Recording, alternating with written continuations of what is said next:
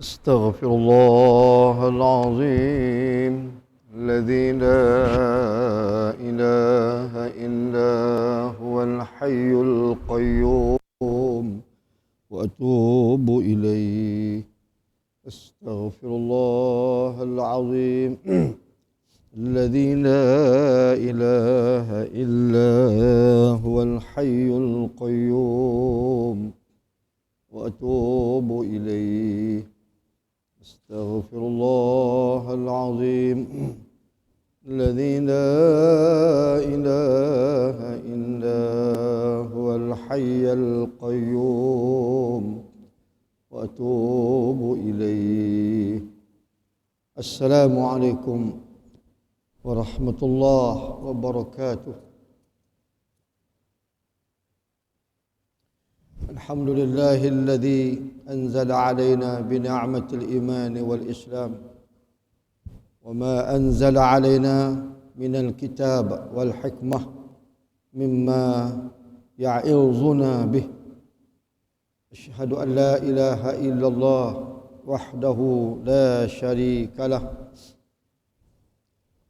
وأشهد أن سيدنا محمدا عبده ورسوله صلوات الله وسلامه على عبده نبيه محمد المصطفى رسول الله وعلى آله وأصحابه وأتباعه وأنصاره إلى يوم الدين. سبحانك لا علم لنا إلا ما علمتنا إنك أنت العليم الحكيم. اللهم رب اشرح لي صدري ويسر لي أمري واحلل عقدة من لساني يفقه قولي ولا حول ولا قوة إلا بالله العلي العظيم. Semati kasih adik-adik jemaah sekalian, semati kasih guru-guru, alim ulama, datuk-datuk, Datuk Natin, sahabat saya, para pimpinan masyarakat, para budiman dari Jawatan Masjid Sultan Azlan Shah, muslimin muslimat rahimakumullah. Alhamdulillah, summa alhamdulillah bagi memberkati kuliah maghrib pada malam ini. Sama-sama kita membaca Ummul Kitab Al-Fatihah. A'udzubillahi minasyaitonir rajim. Bismillahirrahmanirrahim. Alhamdulillahi rabbil alamin arrahmanir rahim maliki yaumiddin. Iyyaka na'budu wa iyyaka nasta'in. Ihdinas siratal mustaqim. Siratal ladzina an'amta 'alaihim ghairil maghdubi 'alaihim waladdallin. Alhamdulillah, alhamdulillah. Syukur kepada Allah Subhanahu wa taala, pada malam ini kita dapat meneruskan siri pengajian kuliah maghrib di Masjid Sultan Azlan Shah Ipoh. Saya akan sambung kitab Lu'lu' lil Mu'minin, permata bagi orang mukmin, jilid 1 ni. Dan mudah-mudahan daripada perubahan yang nampak ketara lah, kan? Ya, daripada usaha yang sedang dijalankan oleh kami pengurusan Masjid Sultan Azlan Shah Ipoh, daripada pimpinan Imam Utama Ustaz Tuan Syed Muhammad Muzaffar Al-Hafiz, ya, dan lain-lain, tengkuasa masjid sedang berusaha untuk mengimarahkan masjid ini dan sedang berusaha untuk mengajak tuan-tuan muslimin muslimat, khususnya juga tidak terkecuali para pelajar di depan saya ni, pelajar Politeknik Ungku Amal, pelajar Mak Tafiz, ya, kalangan orang-orang muda depan saya ni, ya, dan di kalangan kaum muslim muslimat, tak kira taraf jawatan dan tak kira usia, ya, hak lelaki, hak perempuan, pemuda, wanita, orang dewasa, orang tua, pemimpin, ahli-ahli jemaah sekalian, semuanya terpanggil dan dipanggil untuk membesar, mentazim dan mengimarahkan nama Allah ini. Moga-moga usaha kita bersama, usaha kita bersamalah tuan. Usaha kita bersama ini diberkati Allah dan diberi kejayaan, terutamanya dalam meletakkan masjid ini sebagai platform ummah, sebagai medium ummah untuk menyalurkan maklumat dan untuk menghidupkan masjid ini dengan antara satu daripada banyak usaha yang kita sedang buat ialah menganjurkan majlis ilmu setiap malam yang dikenali sebagai kuliah maghrib. Setiap malam kuliah maghrib dan kuliah subuh tidak terkecuali, selain daripada kuliah duha waktu siang, dia untuk muslimin dan juga muslimat. Jadi tuan-tuan, insya-Allah pada malam ini saya nak sambung kitab Al-Lu'lu' lil Mu'minin jilid 1 ni pada hadis Lu'lu' permata yang ke-99. Saya nak sambung daripada Al-Lu'lu' lil Mu'minin tentang as-sumtul hikmah wa qalilun fa'ilah. Diam itu bukan hikmah, tapi sikit yang melakukannya, berjaya melakukannya. Baik. Saya nak sambung nombor 4. Ya. Ada peribahasa yang mengatakan luka kerana lidah sama dengan luka disebabkan tangan. Ini peribahasa tuan. Ya. Luka kerana lidah sama dengan luka disebabkan tangan. Lidah seperti seekor anjing gila yang bila tidak diawasi dia akan menerkam. Anjing ini kan dalam kata pepatah, kata syair, kam min kalbin yakulka, banyak anjing kalbin anjing, dia kita bagi makan dia terkam, kita tak bagi makan pun dia julur lidah. Bila kita dah bagi makan dia akan terkam kita. Tu sifat anjing. Baik, tapi anjing yang paling dahsyat ialah anjing gila. Ya, anjing gila yang bila tidak diawasi dia akan menerkam kita. Itu gambaran anjing gila. Ini seumpama lidah. Lidah yang tak dapat dikawal sama seperti anjing gila. Yang dia kalau tak dijaga, tak diawasi, dia terkam kita. Aduh. Dia nak buat baik dengan anjing pun tak boleh buat baik tuan. Tapi kerana dia binatang makhluk Allah, kasihan kita atas dasar semangat kita ihsan kepada haiwan. Kita kasihan kepada haiwan. Walaupun dia namanya anjing. Baik. Nombor 5 tuan-tuan, kata Sayyidina Ja'far bin Abi Talib, sepupu Nabi sallallahu alaihi wasallam. Dia kata dalam sajaknya, yamutul fata min asatin bilisani wa laysa yamutul mar'u min asratir rijli fa asratuhu min fih tarmi bi ra'sih wa asratuhu bir rijli tabra ala muhlin. Oh, ini syair daripada kata-kata Sayyidina Ja'far bin Abi Talib, dia sepupu Rasulullah sallallahu alaihi wasallam. Baik, apa maksud tuan? Dia kata kerana tergelincir lidahnya meninggalnya pemuda. Yamutul fata min asratin bilisani. Yamutul fata, matinya seorang muda kerana apa? Min asratin bilisani, daripada tergelincir lidahnya. Ya, tu kesan. Dia silap cakap, lidah dia tak dikontrol, tak dikawal, mati dia. Ya. Kemudian tergelincirnya kaki tidak mengapa. Walaysa yamutul mar'u min athratir rijli. Kalau tergelincir kaki tak mengapa. Aduh. Walaysa yamutul mar'u, seseorang tu tidak dianggap mati kalau dia tergelincir kaki. Kaki kita kan kadang-kadang berjalan, kita berjalan kan, terseradung kata orang Perak, sepak tunggui. Ya, main sedap-sedap, main kejak bola sana kejak sini, masuk gol, tiba-tiba tersepak kawan, kaki kawan pula tertendang, kaki kita terkolap pula kaki. Ya, terplay out kata orang Perak, play out. Tapi ini tak apa tuan. Walaysa yamutul mar'u min 'asatin ar-rijli. Rijli ni kaki. Tergelincir kaki tak berapa, tak dikatakan dia mati. Seorang pemuda, kalau pemuda ni termasuk wanita lah tuan, pemudi lah. Ya, kalau kaki dia terplay out, dia tergelincir, ya, terseradung, tak apa lagi. Baik. Nombor 3, rangkap yang ketiga. Fa'asratuhu min fih tarmi bilisani. Dia kata kerana lidah hilanglah kepala. Oh. Ya. Fa'asratuhu min fih tarmi birasih. Ya. Fa'asratuhu min fih. Maksudnya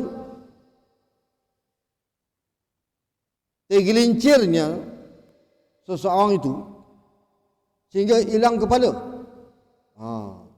Hilang kepala tuan. Hilang kepala. Kenapa?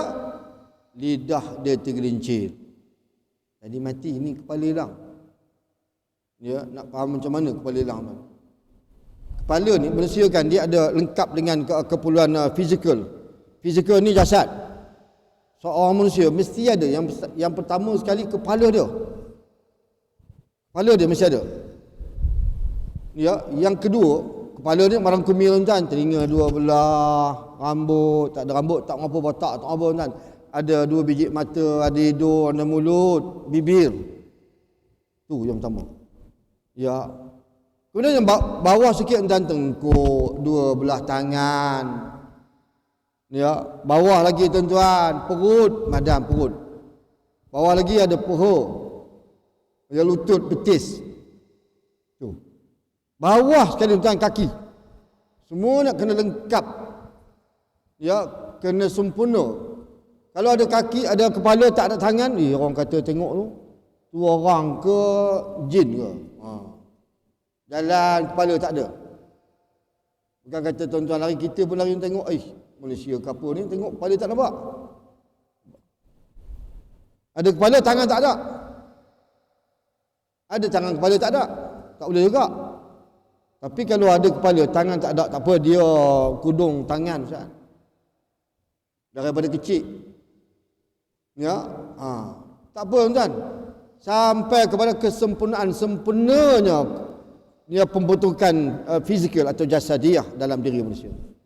Luaran ni baru luaran tuan-tuan. Dalaman belum kira lagi, hati, perasaan, lintasan, tu tak masuk lagi.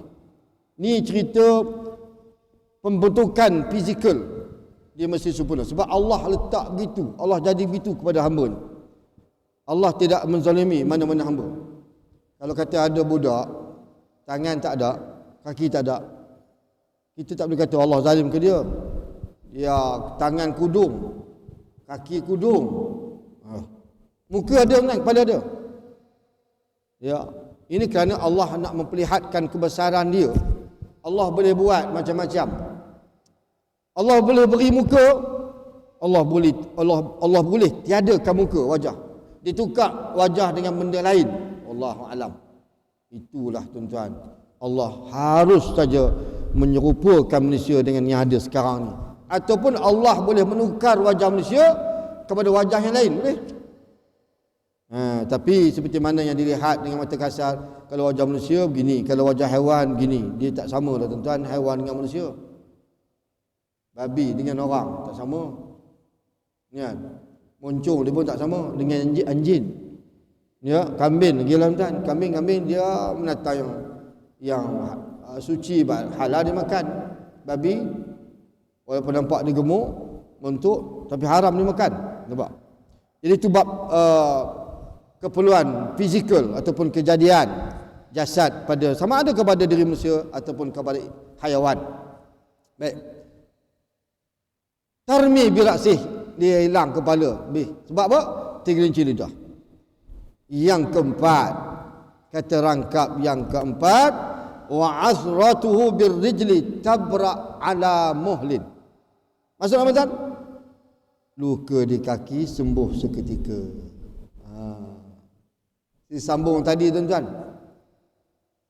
Sambung rangkap yang kedua, dia terseradung, tersembam, kaki dia terpeleot. Ya, luka tuan-tuan, pecah terkolap, terseliuh. Itu. Tapi kata Ja'far bin Abi Talib, wa asratu birrijli tabra ala muhlin. Maksud apa tuan? Luka di kaki akan sembuh seketika. Dia luka di kaki ni akan sembuh. Ya, tapi dia tak kata kalau kepala hilang, nak ambil balik kepala tu susah. Tak. Kepala putih kan? Orang muda bawa motor laju, langgak, tak dan, tak sempat nak potong lori. Dia potong juga, tak lepas. Dia bergeser dengan grill atau besi. Ya, atau apa saja ada kepada kenderaan lori. Putih kepala. Itu teringat saudara dan saudara kita lah. Dia bawa motor laju, dia nak potong juga, tak lepas tuan-tuan, putus kepala, mati lele tu saudara kita. Jadi adik, banyak adik pelajar politeknik, pelajar tahfiz. Dia orang muda belaka, alhamdulillah. Saya terlebih ucap terima kasih dan tahniah. Semoga roh tuan-tuan sentiasa segar. Roh ni apa tuan? Roh ni kita ada roh semangat. Tapi bukan yang dipegangi oleh setengah fahaman kuno. Dalam diri manusia ni ada semangat roh. Itu lain. Roh ni ada, kita menjiwai sesuatu. Kalau seorang pemuda, dia mencintai apa? Apa yang nak dicinta? Dia mencintai masjid. Dia misalnya, dia rajulun syabun ataupun syabun nasya' fi ibadatillah. Pemuda yang kehidupannya bergantung kepada Allah, beribadat kepada Allah. Ataupun rajulun qalbuhu mu'allaqun fil masajid. Lelaki yang hati dia bergantung pada masjid. Ini bab 7 golongan yang dinaungi Allah Ta'ala. Jadi dia sebut syabun, rajulun. Syabun ni orang muda depan saya. Kalau rajulun termasuklah bapak kita, mamak kita, rajulun. Lelaki itu mungkin umur dia muda atau umur dia tua-tua. Jadi orang-orang yang berumur ni jangan marah.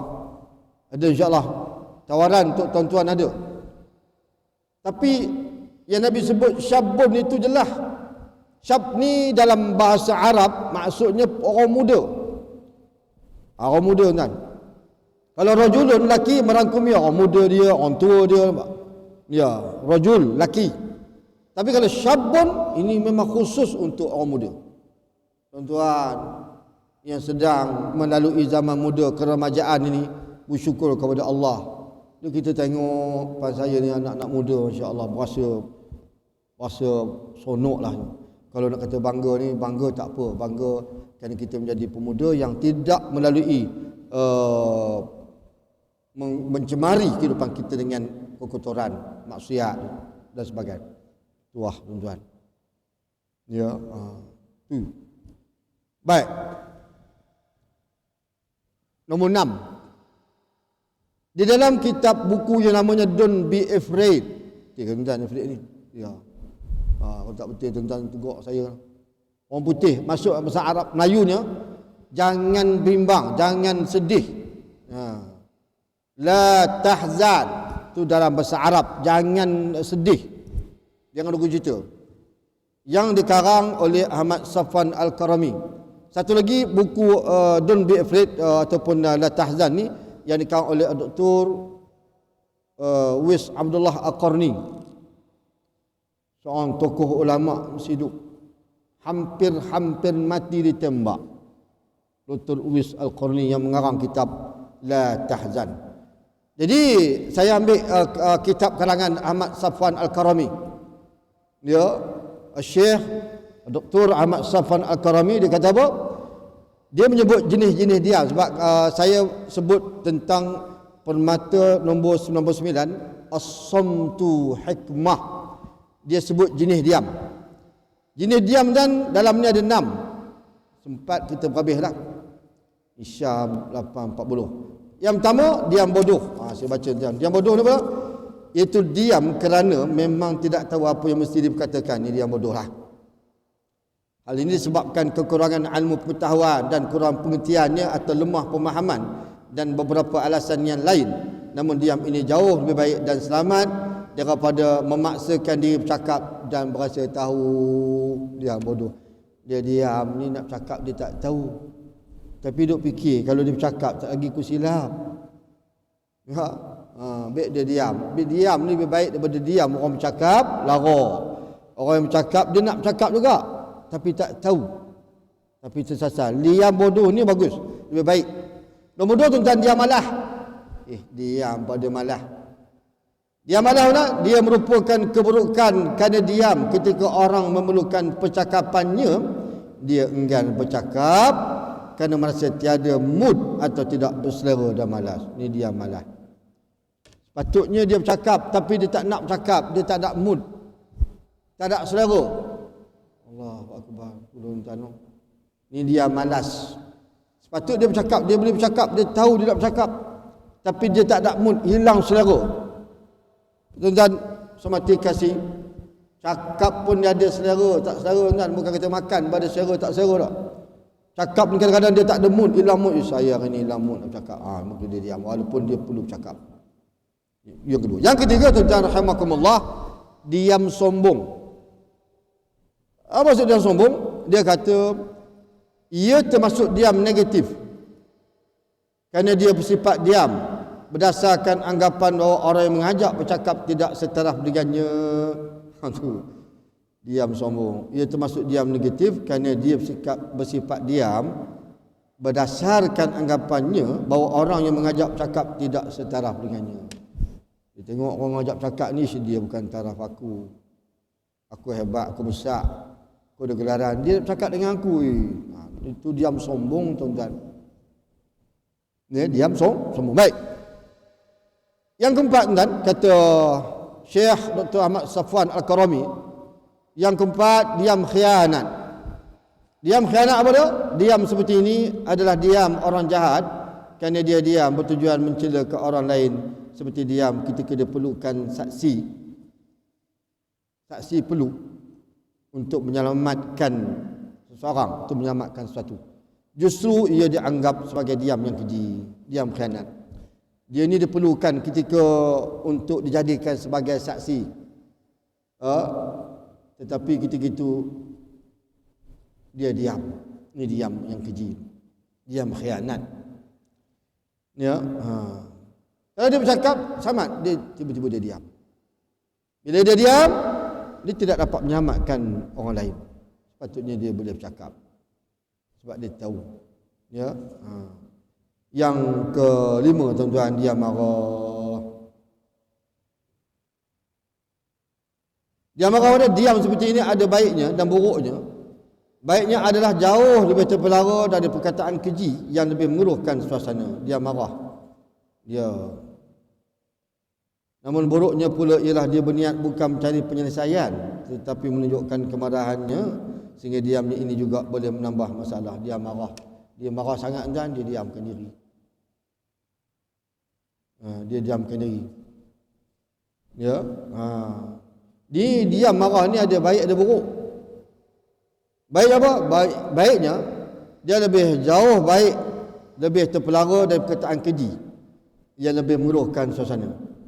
Ya, kalau dia bercakap perkataan dia keji, dia akan mengeruhkan suasana. Ya, jauh lebih baiklah kalau ketika dia marah dia diam. Dia jauh lebih baik daripada orang yang bercakap dengan cakapan yang keji yang boleh mengeruhkan suasana. Baik. Kemudian, namun buruk tak mana, tuan-tuan? Ya, dia marah tak mana buruk? Buruk dia pula ialah dia berniat bukan mencari penyelesaian. Dia tak nak bercakap, dia tak embuh nak bercakap. Buruknya dia bukan berniat nak mencari penyelesaian tetapi menunjukkan kemarahannya, sehingga diamnya ini juga boleh menambah masalah. Itu, tuan-tuan. Ini pun juga diam tak apa baik, diam negatif. Nombor 6, diam utama. Apa maksud diam utama, kan? Diam utama ni atau disebut dengan nama diam aktif, yang bersikap diam hasil dari pemikiran, renungan dan niat yang membuahkan keyakinan bahawa dengan bersikap diam akan memberikan maslahat yang lebih besar berbanding bercakap. Diam utama. Dia diam dan dia tak bercakap lagi, dia diam. Dia memikir. Dia, aku nak bercakap ni, aku nak fikir baik buruk. Dia nak bercakap tapi aku fikir dulu baik buruk. Tak mana baik, tak mana buruk. Dia fikir dulu. Kemudian dia merenung.